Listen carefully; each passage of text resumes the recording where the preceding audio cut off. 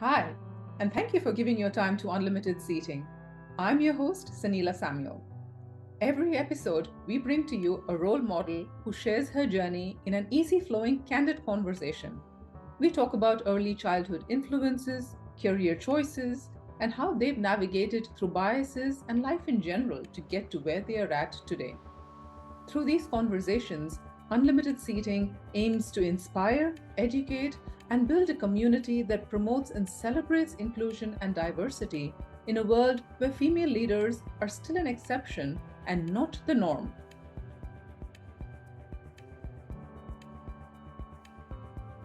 Hey, hi everybody, and welcome to another episode of Unlimited Seating. I'm very excited about my guest today. I have with me Johanna Hladun, a senior executive with a wealth of experience across the government and private sectors. Johanna, or Joey, is Senior Director of Security Services at Caterpillar Inc., based in Illinois. Prior to her time in Caterpillar, Joey spent more than 20 years with the Federal Bureau of Investigation, moving through roles of increasing responsibility and with postings in California, Washington, D.C., Australia, and Iraq. Joey started out her career at Prudential Investments. Joey, I'm so excited to have this conversation with you. Thank you so much for taking the time to be on Unlimited Seating today. I appreciate the opportunity, Sanila, and I'm so excited to be here too. Thank you. Looking forward to our conversation, and I'm going to get right into it, Joey. 20 years with the FBI, a senior role right now in Caterpillar.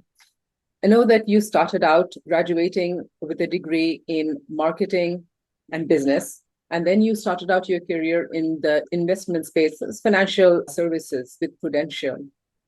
What led you to pick that initial college degree? Was it role models throughout life? Can you just walk us through the initial big career decision that you made? Sure. I am the first person in my family to graduate from college at that time. And when I went into college, I was a student athlete. I picked computer science as my major to go through school and graduate in. And I ended up failing my first two computer science tests. And my student advisor said, I think you need to think about changing your major. And so, right at that time, was just a few weeks into school, I switched over to business and marketing. I really am interested in the marketing aspect of business and how we reach consumers and how we message. And that had some appeal to me. So I said, okay, I'm going to make this change. And I ended up loving it and really enjoyed the learning aspect of how business and marketing go together to make money and the importance of that. And so that was my path as I graduated from Lemoyne College. And the early years in your career in Prudential, obviously, it something that you liked doing because you moved through a couple of roles in that job as well, right? So was it something that you enjoy doing, or were you thinking, oh, I don't know if I made the right decision. I need to start thinking of what I do next? I really loved that role at Prudential, and I had the opportunity to work in a couple of different areas. My last role being standing up a competitive intelligence department for Prudential Investments. What I really loved about that role was the leadership that I was exposed to. And we had a president at that time, Mark Fetting, and he was so inspirational and so motivational. I felt like I want to stick with this guy. Wherever he goes, I can learn so much from him, and really just was so inspired to do better every day because of that leader. And so I really enjoyed it. I had no intentions of leaving. I will say when I was in college, I saw recruitment advertisements for the FBI, but I didn't qualify for applying to the FBI at that time because I wasn't a lawyer or a CPA and I didn't speak a second language. And so I went into the workforce and fell off my radar screen for a little while. And then I saw some advertisements in some publications that the FBI were looking for qualified women. And that renewed my interest in applying again. At that point, I had enough time under my belt in the workforce to be able to apply and be considered for the FBI Academy. I really like what you said about having that inspirational leader and having one so early in your career. I think it just makes a huge difference. And just thought about, hey, what we're talking about today, role models, and just having those role models at every phase, both personally and professionally, can make a huge difference. I'm sure it influenced you through your career as well. Yes. You talked about going to the FBI, and I know you said you initially you didn't get in, and then you kept. I think it obviously was there at the back of your mind. Right? So, what did you think were the skills that you entered the organization with, Joey? And 20 years is a long time. But if you were to give a bit of a summary, what did you enter with, and what are the main skills that you think you picked up during your time in the FBI? I went in with clearly they thought I had the skills to become a special agent. But if you had asked me at the time, I would have said, I don't really know why they selected me. Yeah. I'm good with people. I enjoy conversation and engaging, and I feel like I can always make a connection. And what I've learned is in those roles as a special agent, that is a critical skill. You have to be able to connect.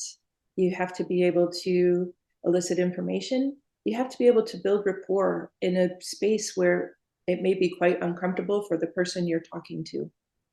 And so I went in knowing that I enjoyed that kind of engagement with people, but I was not prior law enforcement and I had no military background. So I had never shot a weapon before. I didn't know defensive tactics. I didn't know the law, which is an important part of our training, that we have to really focus on the Constitution and what we can and can't do and the confines within the law that we perform our jobs. And so when I look back now at my younger self and where I've come from after I retired, I would say our people are our greatest asset. And going into the academy, I really felt like I just wanted to fit in. Our first day there, everyone stands up and gives a little bio about themselves. And I was blown away by what I was hearing. And I said to myself, I don't have anything like that to say, right? I wanted to make a difference. That's why I joined the FBI. It's not because my father and my grandfather were FBI agents or there was no legacy there. It was really just the drive to make a difference. And I feel like I did do that at the end of my career, not just making America safer, but also in bringing people along who are looking to advance, who are looking to build their skills, who are looking for a sounding board, who are looking for opportunities. And at the end of the day, I was in a position to really assist with that, developed a mentorship program for the FBI office in San Diego with my great partner. And it was very successful and it was what was needed at the time. And so there was a lot of great experiences through that time. But I think at the end of the day, knowing the importance of your greatest asset and how to get the most out of them as a leader to drive the mission forward and not just in status quo, but to innovate. And that's hard to do in a government organization. But I feel like San Diego is a top field office and was very grateful to have the opportunity to serve there. Do you think, Joey, that you coming in from a totally different background than maybe many of your peers at the time? You said, hey, you didn't have the Army, Air Force background, you didn't know defense procedures, you didn't know the law. Do you think that helped because it made you really open to learning, right? You were not going in with any fixed mindset. You were really open, and that probably helped with you building connections with people as well. You were just open to learning, and people saw that. Yeah, I like the term that you used. I didn't have a fixed mindset. I would describe my leadership style as growth mindset. And I didn't know how to put a term on it at that time, but I think you're right, Sanila. It's about being open to learning and having that intellectual curiosity and being willing to take that feedback and admit that you don't know what you're doing when you are surrounded by people who have that experience and asking for assistance to get to where you need to be. Yeah. And also like what you said about, hey, listening to all the stories from all your peers and thinking that your story was not going to match up. I feel that happens to a lot of people, maybe even after having, say, 30 years of experience, that can happen. Yes. I think when I first spoke to you, I was just like amazed. I was like, oh my God, 20 years in the FBI, that's amazing. And you're just so understated about it. I was even telling my daughter right after I spoke, oh my, I talked to somebody today. She spent 20 years in the FBI. She was, oh my God, that's so amazing. And she was, oh, do you think I can join the FBI? And then we had a long conversation about it. It's just. I'm always recruiting qualified women, so look forward to the conversations. I know we dig too deep about a lot of the missions that you took on in the FBI, Joey, but I'm curious, you did take on roles of increasing responsibility, right? When you left, you were the assistant in charge for the San Diego office. So how did career growth happen for you? And I think that I'm really curious about this, as is maybe our listeners, right? Because we're probably more used to the corporate sector where maybe there is some sort of a recipe for career growth. How did career growth happen for you in the FBI, right? Was there a specific route? Were you looking for opportunities or were you recruited for them? Can you share a bit about your experience? Yes. When I joined in our first week at the FBI Academy, we had people from headquarters come in and talk about our overseas positions. And I raised my hand and I said, do you have one in Australia? And they said, we do. And I thought to myself at that time, like 1 week on the job, that is my goal. I want to get to Australia. I had been an exchange student there between high school and college, and I really loved the people and the country there. And so I didn't have any clue how I was going to get there, but that was always at the back of my mind. And as I talked to senior leaders and other people who had done the roles, I was just gathering information. How do I do this? And for the first 8 or 9 years, I worked cases and enjoyed that tremendously. But then I raised my hand to do an overseas assignment. I put my name in the hat. Of course, it's a competitive process. And so I was selected to go to Iraq, to Baghdad, and I spent 1 year there. And I think that was the most challenging year of my life, personally and professionally.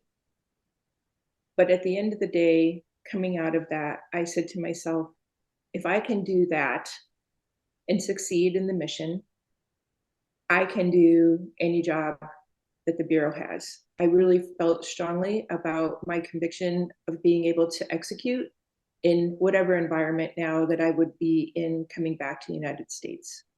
And so I had a mentor at that time, and I spoke to him and said, this is what I'm thinking about doing with the end goal of trying to compete and be competitive for this position in Australia.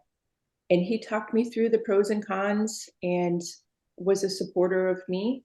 He saw things in myself that I couldn't see, and he was a champion for me, and I appreciated that.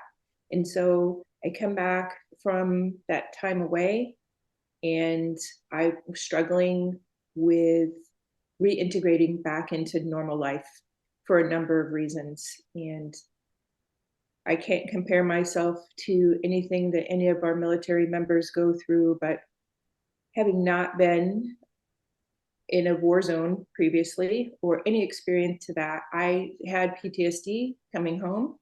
I didn't realize it at the time, but was having significant challenges just getting back into normal life. And so I had to raise my hand and ask for assistance and receive that.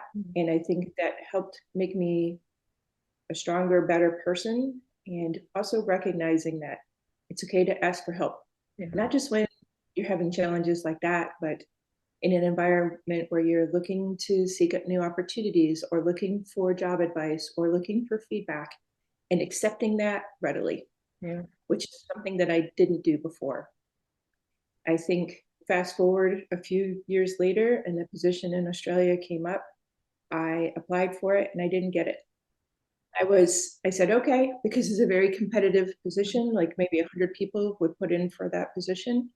And then another position came up, and that was the leadership, that was the senior leadership role for all of Australia, New Zealand, and the Pacific. And I said, I'm going for it. I'm going to put my name in the hat and I'm going to compete for this position.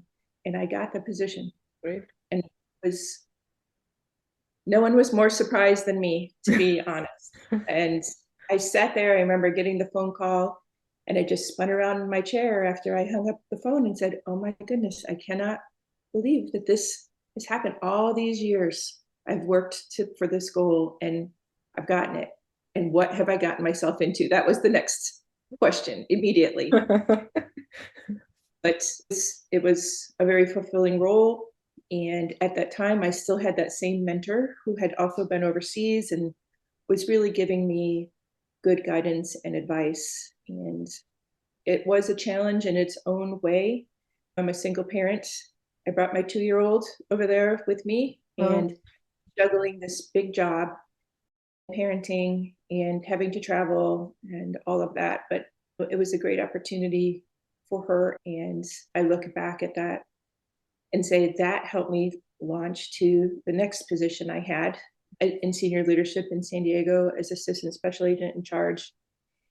And even at that time, I was tugging on my champions and my mentors to help me prepare. What does this mean? What really is the scope of the position? Do you think I have the right skill set? And not a single one of those jobs, Sanila, did I go into thinking, I have what it takes to do this. Okay. And I think as women, we oftentimes question our ability to step in and execute That's when so you true. don't have every single box checked. True. But what I did learn is I don't have to do it like the person before me. I do it like I do it and make it my own Yeah. and bring people up and make sure that there's diversity in the team and the highlighting the importance of that to make us better as an organization, as a team. And I think at the end of the day, that position, that job, the FBI role over 21 years was the most amazing job ever. It was like a dream. It went by super quick. And what I take away from that role is not the cases, it's not who we put in prison, it's not all the cool things that we got to do. It's the people that Right. I connected with, both through the FBI and with the community. It was amazing. And that's what I hold with me when I look back on that role. Yeah, it sounds like an amazing journey, Joey. And just some things that you said that you did that helped you with that growth, right? You definitely talked about the mentor, but I think what you did was staying connected with those mentors and champions through your career. And maybe that's something that we don't remember to do many times, right? We probably talk to somebody for a few years and then we move on, right? But just keeping those connections. And then I really like about you asking for help, right? If you hadn't asked for help at that very critical time in your life, I can't even imagine what it must have been like. Things could have just gone in a totally different direction if you hadn't asked for help and accepted it Yes, as well. 100%. And I think what I really like is how you kept raising your hand for, for the next bigger challenge. It wasn't, okay, that was enough, I'm done. It was, hey, what's next? But that takes a lot of courage, raising your hand and then also asking for help. So I think what an amazing journey. Thank you for sharing that. I know you talked about a role that you didn't get, and probably also the time that you were in ARC was very challenging. And this is what I always like to learn from guests on Unlimited Seating. What is a message that you give to yourself in those times when it's, oh, I didn't get this role that I was really preparing for. I took on a very challenging posting, put myself through a lot. I still didn't get it. What is it that Joey told herself at that time to say, okay, move on, it's on to the next? There were a few things. One, seek feedback. What could I have done better to prepare? Did I err in the interview? Getting that feedback and taking it holistically and applying it going forward is important. It is important to that continuous growth that we all seek to make it across the goal line, and that goal line continues to move forward. I also didn't take into consideration that maybe the folks at headquarters saw me as the leader versus the individual contributor. There were two positions that were posted one after another. Yeah. And I didn't see myself as going into that leadership role, but the powers that be back at headquarters knew the work that I had done in Baghdad, and maybe they saw me through a different lens than I saw myself. Right. And taking a step back and really evaluating that for what it is and what it might be is important as well. And then seeking advice and some mentoring from my trusted circle helped me see that. I also will say I don't get discouraged when things don't go my way. I've had some great assignments. I've had some not so great assignments that I would never have picked for myself. But the reality of it is you can learn something from every role. I make lemonade out of lemons. I tell people that all the time. If you don't like what you're doing, learn from it. Learn everything you can from that role and take it to the next. Continue to look for opportunities and take it to the next. And that has helped me with that growth mindset I talked about earlier, Yes. not getting stuck in the moment. It's about looking over the horizon. What can I learn from this experience that I can take with me and do better in my next roles? Yeah, I think that's really useful advice because sometimes when we're not in the right place where we want to be, we probably just say, you know what, I'm just gonna sleepwalk through this and try to get to the next one. I really like what you said there. You can still learn from the worst place you're in, right? So just embrace that, take the best out of it, and then keep looking, right? Don't just accept it and be and defeat yourself, but keep looking as well. I like that attitude. I will say too, Sanila, I often think that when you don't get what you want, leadership is watching to see your reaction to that. It's Yes. something that you've been talking about and you've been working towards, and then it doesn't happen for you. Your reaction to that is as important as the preparation, because these are leadership positions.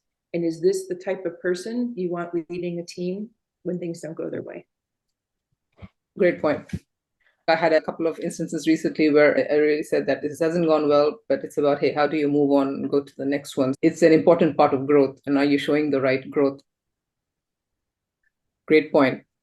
20 years in the FBI and you decided to transition out. You're a single mom at this point as well. It's a tough decision, right? Where do you go after 20 years and as a senior leader in the FBI? How did you make that happen, Joey? And what were you thinking? What did you think the next move or the next opportunity has to be? I decided to retire from the FBI because I knew that my next move would have to be back to Washington, D.C.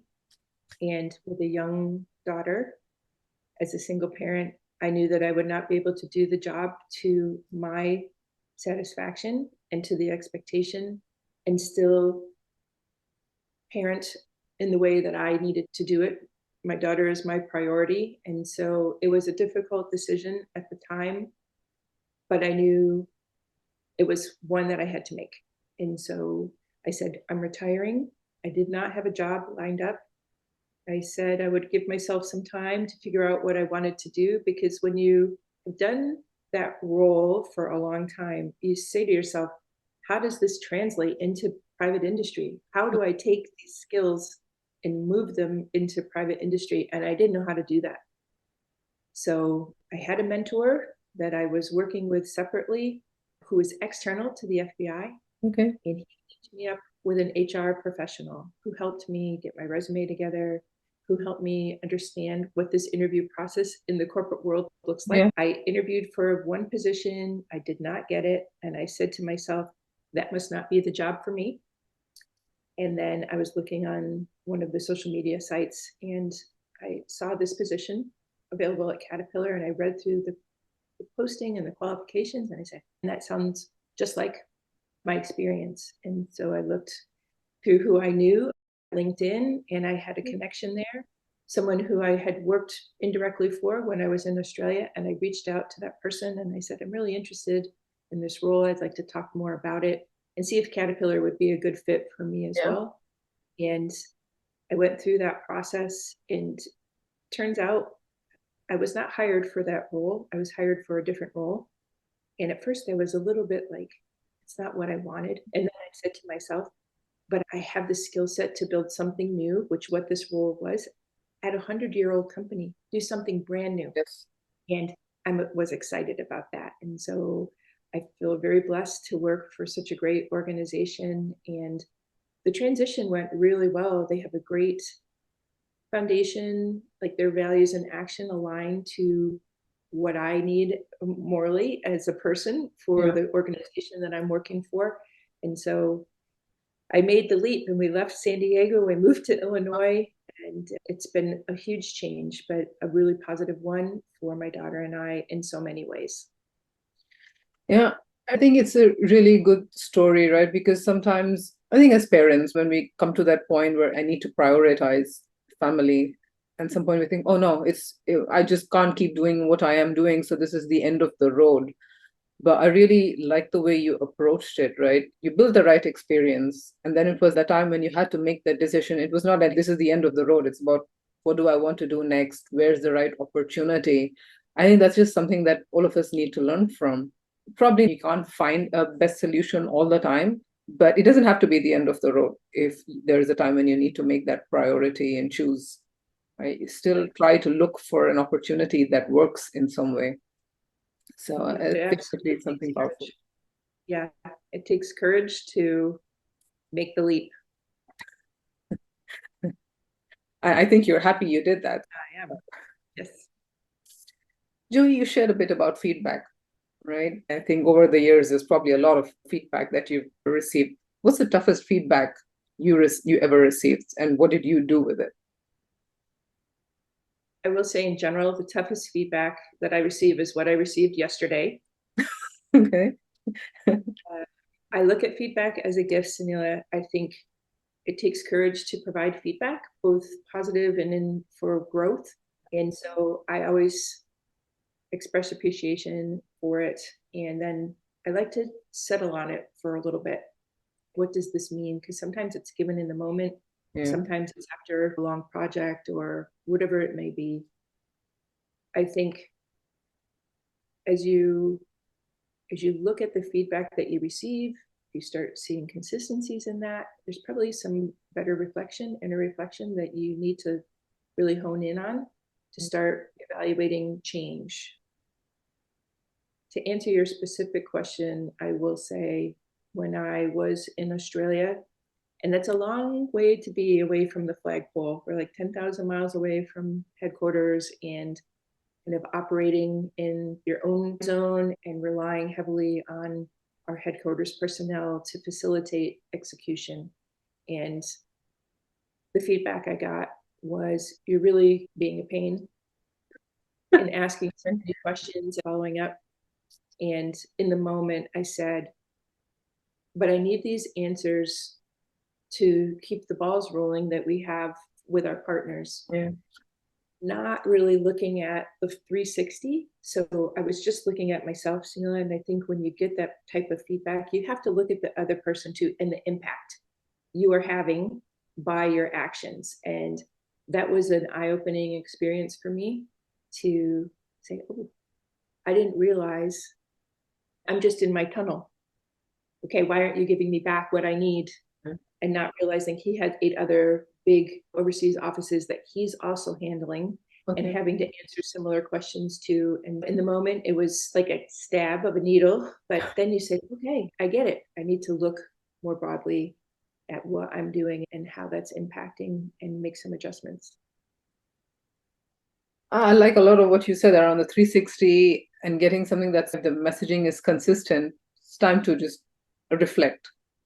Because if you're Yes. hearing the same message again and again, there must be something to it.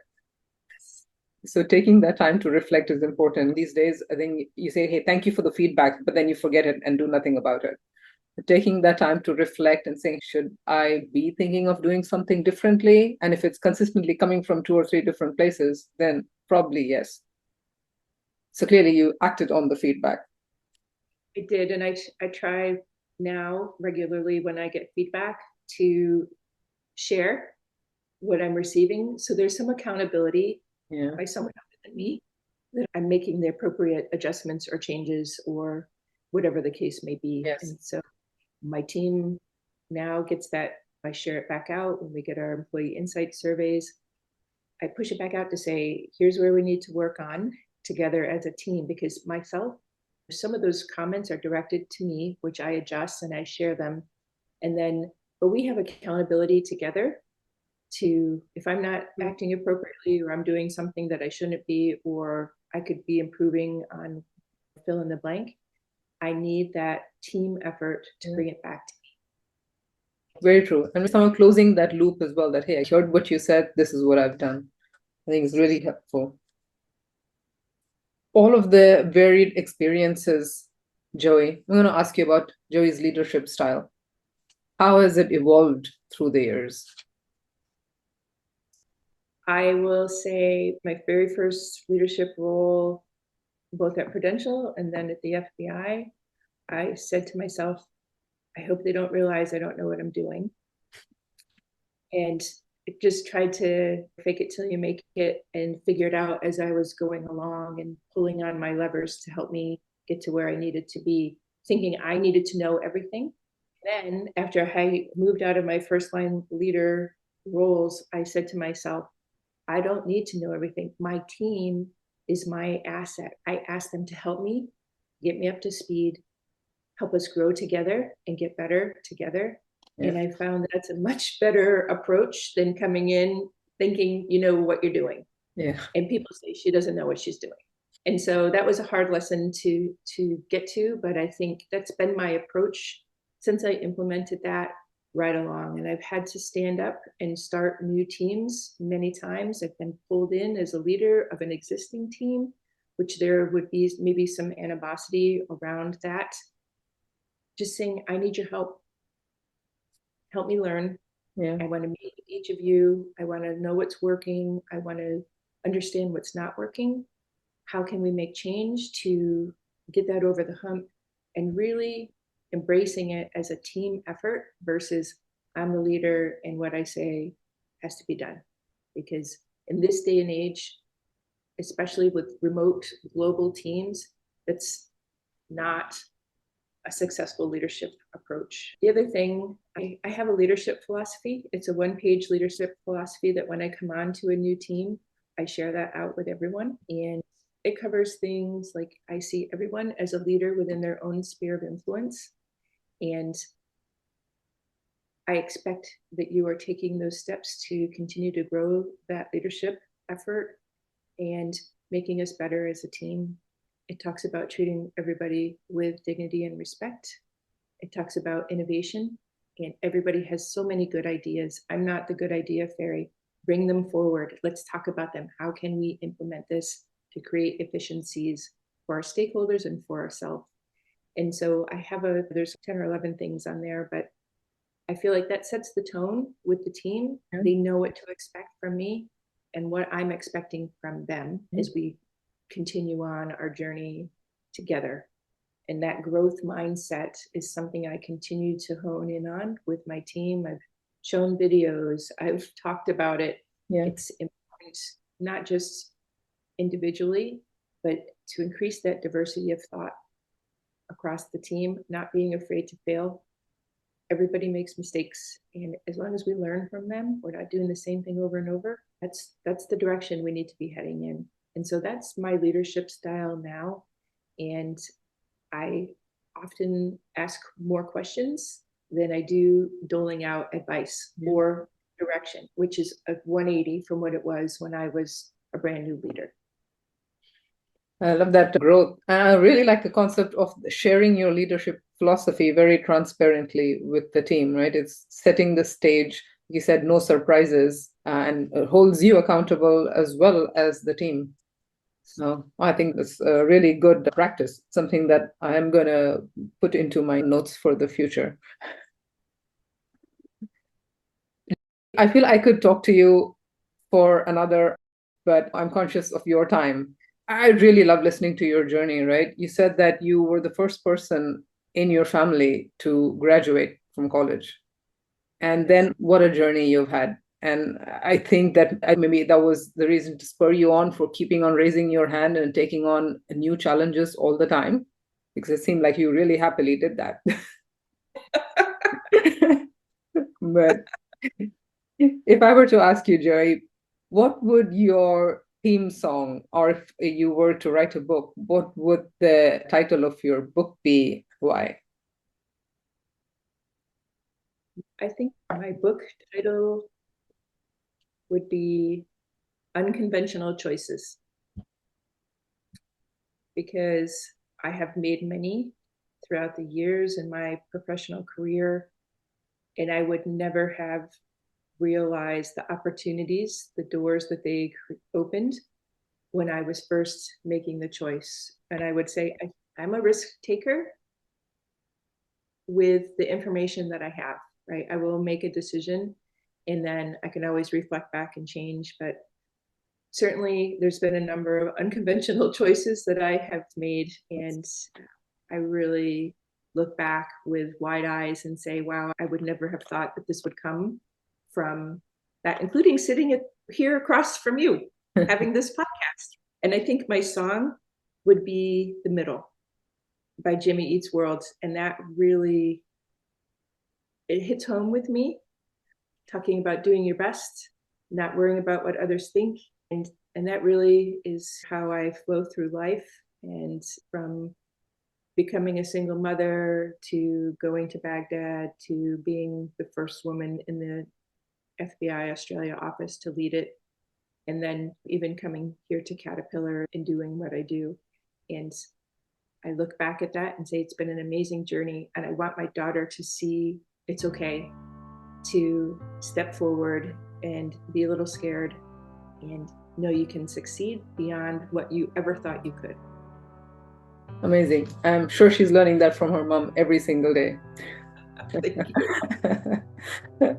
Joey, thank you so much for taking the time and for sharing your journey with us. I enjoyed listening to it, and I'm sure the audience is going to enjoy listening to it as well.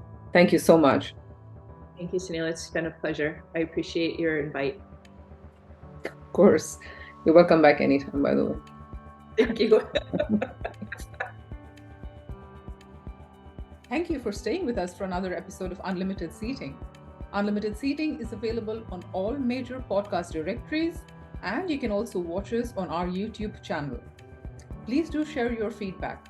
Alternatively, you can subscribe to us at www.unlimitedseating.com and get notified when new episodes are published.